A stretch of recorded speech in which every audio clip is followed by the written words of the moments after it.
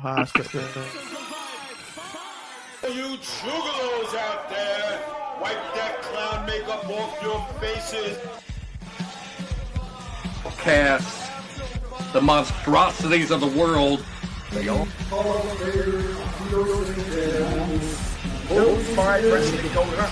I used to date Levy.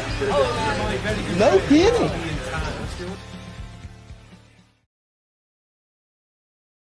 It's all me. It's all ego ATB.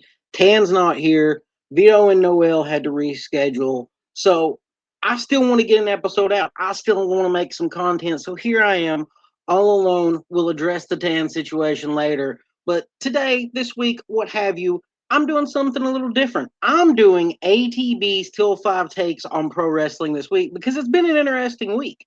Now, my number one has to be all of the discussion between JCW, Lunacy, and AEW.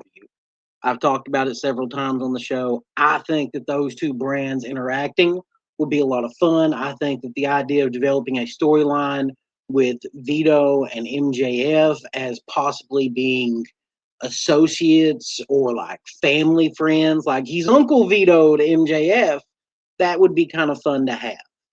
I think that there's a lot of room for guys like the Outbreak to interact with the MXM connection, with Johnny TV. I feel like there would be a lot of fun with them and Barnabas and Taya Valkyrie interacting with them. I feel like there's a lot of potential with these two companies combining to make the perfect storm for pro wrestling. I know a lot of people are going to shit on Vince Russo. I'm sorry, but this week's JCW told a 6-month story perfect, from Vito interacting with cocaine in the first few weeks of his showing up in JCW.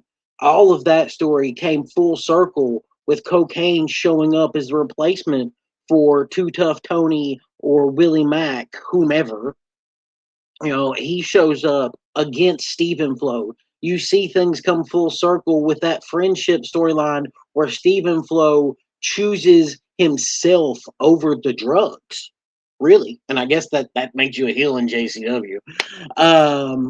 There was a lot of great storytelling there, and you have to give credit where it's due to everybody there. I know for a fact that Vito was very sick that weekend. I had spoke with Noel. They actually had what I had earlier in January. You know, it was a lot of work for him, and they still put on a hell of a show. They told an amazing story, and they're also still building the matches with Caleb Conley and Matt Cross's interaction. You know, JCW does great storytelling. But then you flip over to AEW, and you've got matches like Andrade El Idolo and Mark Davis against the Rascals on Collision. You know, you've got the amazing match from last week's Collision with Tommaso Ciampa and Ace Austin. AEW has these phenomenal stars that I feel like if you combine them with the JCW characters, that you would have an amazing product. And I hope that something can combine with Tony Khan and Vince Russo on Vince's show. Maybe Violent J gets in there. You know, if you need a mediary, I'm more than happy to be that guy, because I'll talk about both these companies all day long, just like I will talk about our sponsors at Stover's Liquidation, because they're there for all of your liquidation and wholesale home improvement needs. Are you remodeling your flooring? They've got great deals on flooring. Are you redoing your kitchen? They've got some black backsplash deals all the time. I saw $249 a square foot for porcelain backsplashes. Tell me you can find a better deal somewhere else, and I'll tell you it fell off a truck with Vito. You can go see our good friends, my good friends at Stover's at 452 West Broad Street in Cookeville, Tennessee. You can call them at 931-526-2591. They're open from 9 a.m. until 6 p.m., just like our good friends in Oak Ridge at 481 Tulsa Road, Oak Ridge, Tennessee. They are open from 865-523-4449. Go by and see them and tell them that Till 5 sent you, especially ATB, because it's all ego ATB this week. And speaking of egos, we got to talk about what I consider the number 2 story. That's right. The number 2 story is that John Cena's showing back up because Triple H can't do his job. I really think that Triple H has been a failure at building this year's WrestleMania, and most everybody can see it. Why we have a random 5-way. I mean, they have a 5-way ladder match that they announced the people that were going to be in it who won their entry into it on a TV show that hadn't even been taped yet. Like, this is the genius that is Triple H's storytelling. Maybe he should reach out to Vince Russo at this point because he could use some help from somebody. They've lost the plot in the WWE. CM Punk is in an old man versus young man feud with Roman Reigns. Not that big of an age gap. They're the Zebros anyway, so it doesn't work for me. Cody Rhodes is fighting Randy Orton, a story that should be told over months, even though Cody's now trying to say that he doesn't like to do those. I'm sorry, but Cody, that's what you do best. Storytelling. You're not going to give us banger after banger after banger like Finn Balor. I love you. You are a great professional wrestler, but you are not the technical performer that some of these other guys are. So keep telling the stories, man. Tell the story with Orton over a 3-month span, and I'll love it. The fans would love it a lot more. And John Cena's back after 4 months of being away. It feels rushed. Apparently, he was reached out to after 2 months of being away because tickets weren't going that great. They've canceled watch parties for Monday Night Raw, and afterwards, they're allowing them, I think, for SmackDown now. I know the guys from What Culture were planning a watch along. But now it's going to be a post show for now, unless they go back and change that again. The WWE is really disappointing. I highly suggest you get a VPN and check them out. Now, a company that I don't suggest you using a VPN for is JCW. This week, they told the perfect 6-month story with Violent J's team defeating Big Vito's team in their main event because you have Violent J getting beat down in the back, left bloody. I was like, okay, so we've got a cop out for why Jay doesn't wrestle tonight. All right. And Too Tough Tony and Willie Mack are also laid out. So they've got to have replacements. Then Russo comes in, and fair enough, Vito jumped him in the back, so they need replacements. So Russo names Nick Nemeth and Cocaine and Ken Anderson as the replacements for Violent J's team. Of course, Vito's team loses. They didn't have any time to prepare for these people. And then on top of that, it becomes 4-on-3 at one point when Violent J shows up and hits Vito with a chain, which leads to him getting dropped by Ziggler. It was just awful, horrible stuff that they did to Vito. Vito did not deserve that, and that's probably why he hasn't answered my messages, because he is so ashamed of what you all allowed to have happen to him. It's just wrong. I tell you, it's wrong. Anyways, also on this week's episode, you had Caleb Conley calling out Matt Cross, who snuck behind him because he was dressed up as a cameraman and attacked Caleb. You saw Big Al defeat J-Rod to get a JCW women's title shot. And I tell you, I watched Big Al on Jasmine St. Clair's podcast recently, the Crazy Train podcast.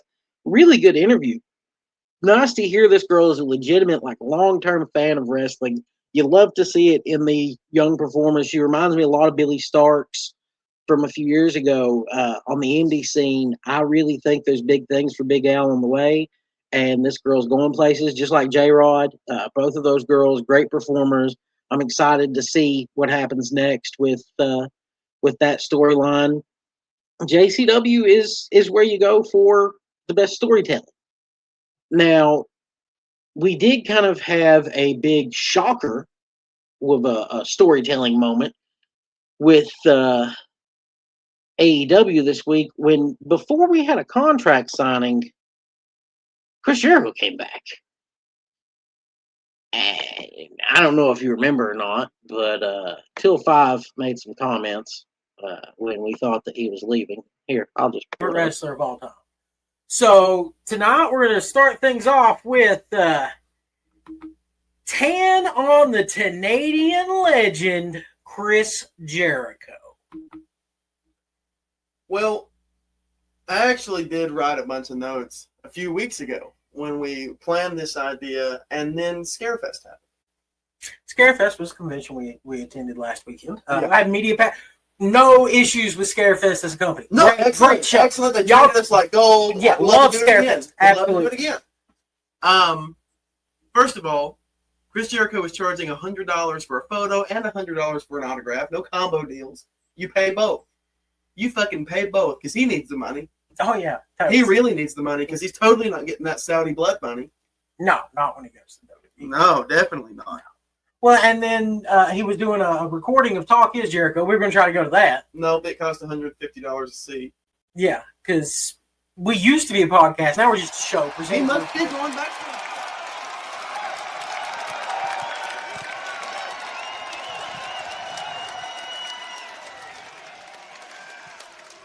AEW!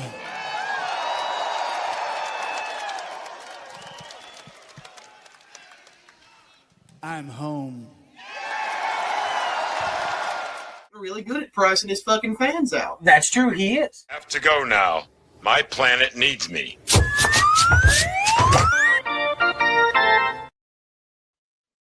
There you have it, folks.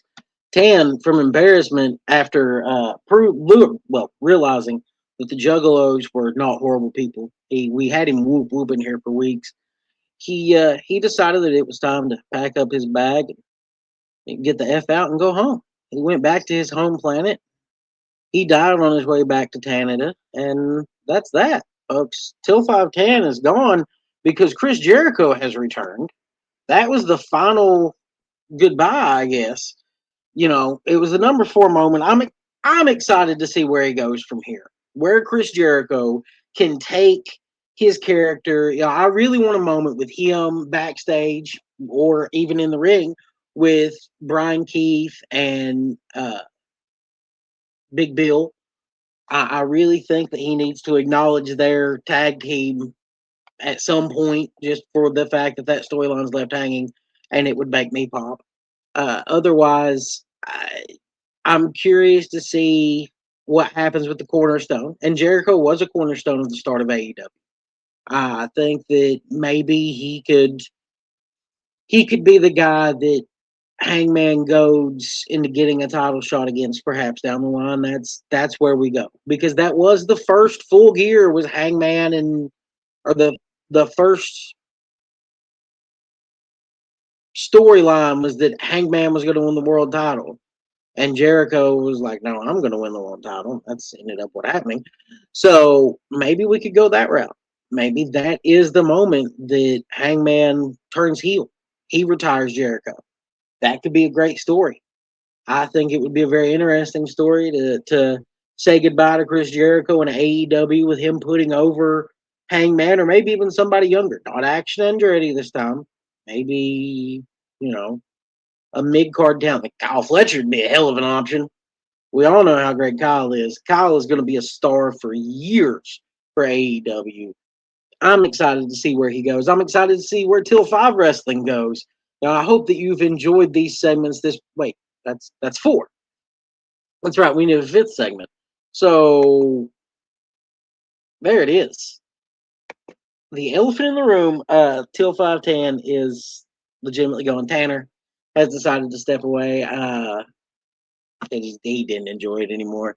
So as a goodbye moment, we are closing it out this week with a little bit of a montage, because even Rocky had a montage. Speaking of back and forths, the Zack Sabre and Nigel back and forth. Man, that was a dream match I didn't know I needed. Oh, I knew I needed it, and I wanted it, and to see those two guys working against each other, it was very much like watching a mirror.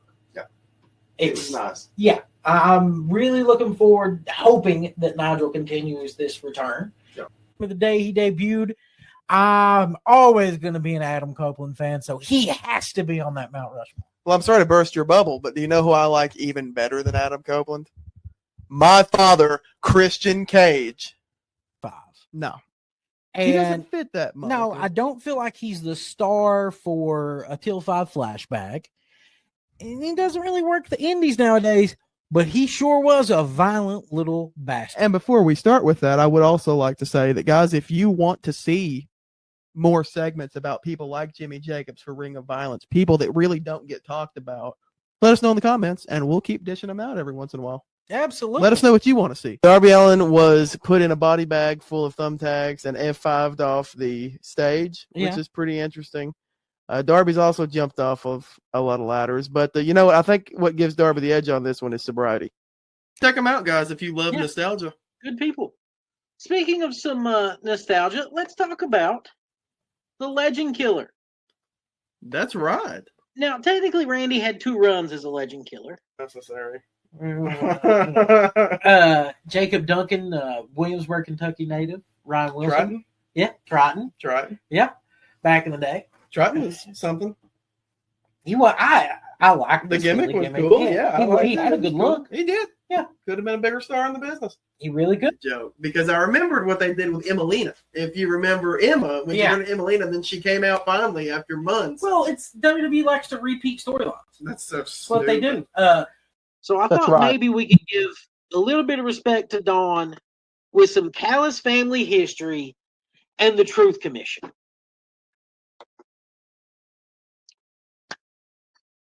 I think it's pretty amazing that we might be the only wrestling show on YouTube and Facebook that's talking about the Truth Commission in 2025. Solid human being, a grounded human being, a human being that when I looked her in the eyes and we talked back and forth, I was speaking with a human being, not a diva, not a superstar, but an actual real life human being, which says a lot about her. He literally gets all that stuff from here at High Spots, and it's all stuff we had thousands of. So I know that CM Punk bobblehead so well. That was problematic for me. I was, what the fuck is that? Creeped me out, so I guess that was the point. So that's clips from the past 5.5 seasons. I'm not stopping. I'm rolling through at least through season 5, season 6, 6 seasons in a movie for you community fans out there. So no, I'm not done. I've got friends that are going to pop in from time to time. I'm going to do some interviews with other wrestlers. You know, I'm excited. I think it's going to be interesting. If there's somebody, some company, something that you want ATB to review, let me know in the comments below. Let me know on Facebook. Send me a message. Slide it in the DM.